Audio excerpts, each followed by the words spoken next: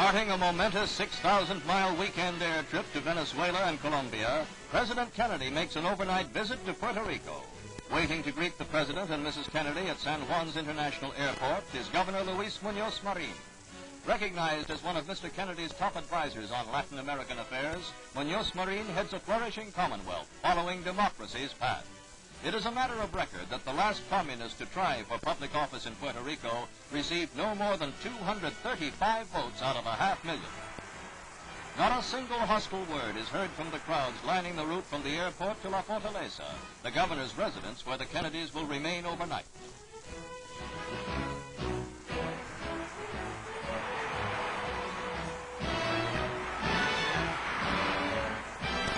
The big occasion of the Puerto Rico stopover is a dinner given by Governor and Mrs. Muñoz Marin for their guests. It is a relaxing hour for the Kennedys before their whirlwind journey to South America's two northernmost countries.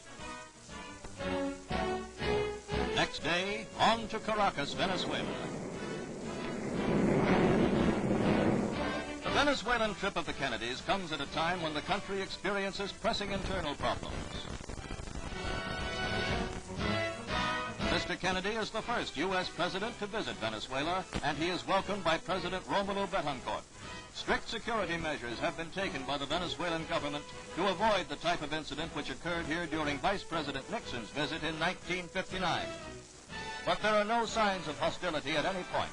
Mr. Kennedy is hailed at an agrarian reform project on the outskirts of Caracas, where he highlights his Alliance for Progress, a 10-year plan of economic aid for Latin America. I do not hold the view, which some now preach, that the only way we can make economic progress is through dictatorship. I believe the reverse. I believe that the experiences of Eastern Europe, the wall in Berlin, the famine in China, the hardships in our own hemisphere show that liberty and economic progress go hand in hand, providing the people and the government together are committed to progress for the people.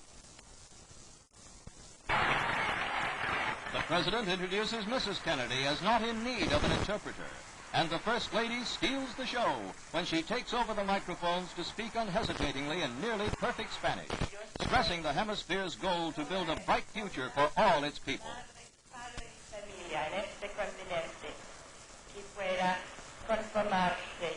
Hasta que los habitantes de todos nuestros pueblos tengan oportunidades de trabajo bien remunerados, pueden vivir decentemente y recibir enseñanza.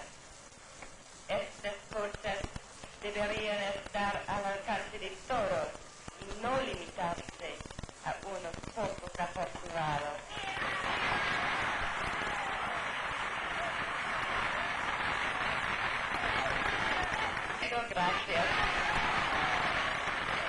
The important journey is climaxed in Bogotá, Colombia, where the host is President Alberto Lleras Camargo.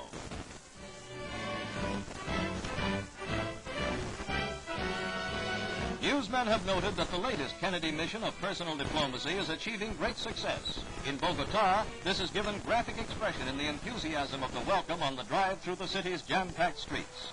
Estimates of the crowd are as high as 1 million people.